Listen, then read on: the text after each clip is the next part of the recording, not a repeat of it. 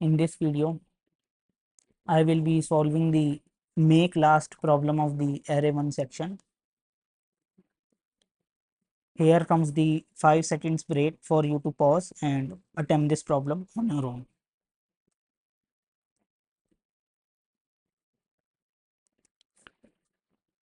Alright.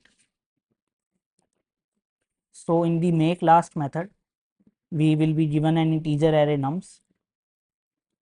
As a result, we need to return a new array whose length will be twice that of the length of the nums, and the last element of the resulting array will be same as the last element of the original array nums. Let's use these examples to understand the problem better. In example 1, the length of original array nums is 3. Hence, the resulting array is having length 6 elements, and out of those 6 elements, the first 5 elements are 0 and the last element is 6, which was the last element of original array nums. Similarly, in second example, 2 is the original length, hence 4 is the length of the resulting array, out of which 3 are 0 and last element is 2, which is the last element of the original array. If we see the third example, the length of resulting array is 2, which is twice of 1, and 2 minus 1, one element is equal to 0, while last element is same as last element of the original array. Before attempting to solve this problem, you must understand a very important concept. Whenever we create any array, then depending upon its return type or the initialized type, all the elements of that array are automatically initialized based on the type of the array. Let me show you what do I mean by this statement. So suppose we are having arint as new int 3. Let me define different types of array: double, air, double, and boolean, array of boolean, and similarly let's also define one for string, air string. Yes. So what will happen if we will try to print out the contents? Let's see.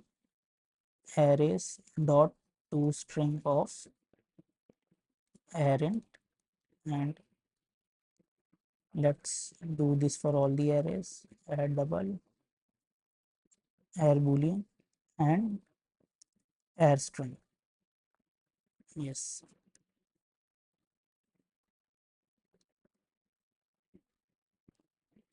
So for the integer array, the default value is 0, hence each element is initialized as 0. For double or float, the default value is 0.0, hence each element is initialized as 0.0. For boolean, the default value is false, hence each element is initialized as false.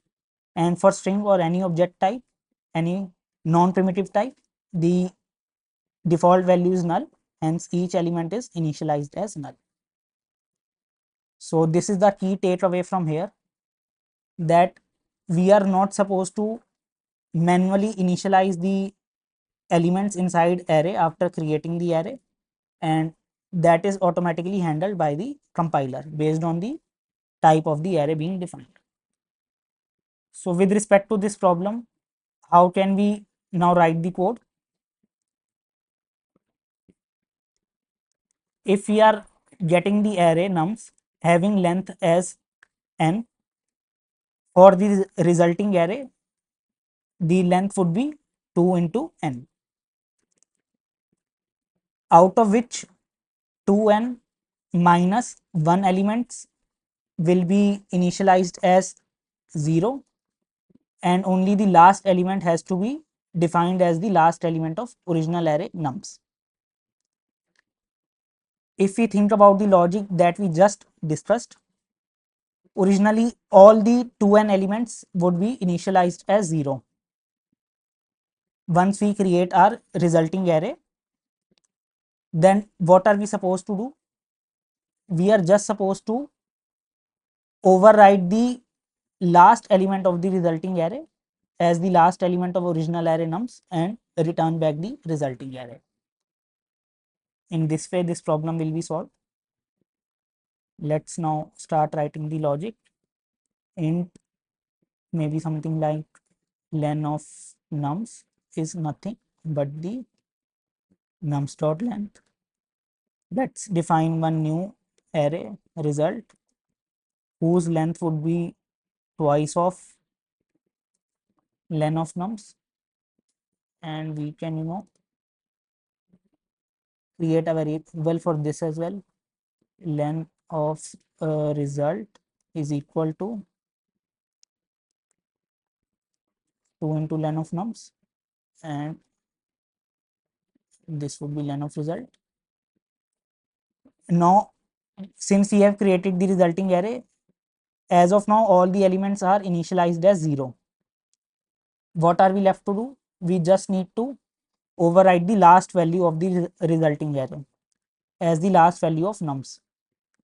How do we capture the last value? For that, we need to write result of len of result minus 1 is equal to nums of len of nums minus 1. By doing this, the last value will be overridden, and now we can return back the result. Let's run the test cases and verify. Yes, all of them pass. Now let's submit this code on the platform and then push it on GitHub. It's working fine. Git add and git commit glg last solution, one commit to make, g push, and verify the code has been uploaded successfully.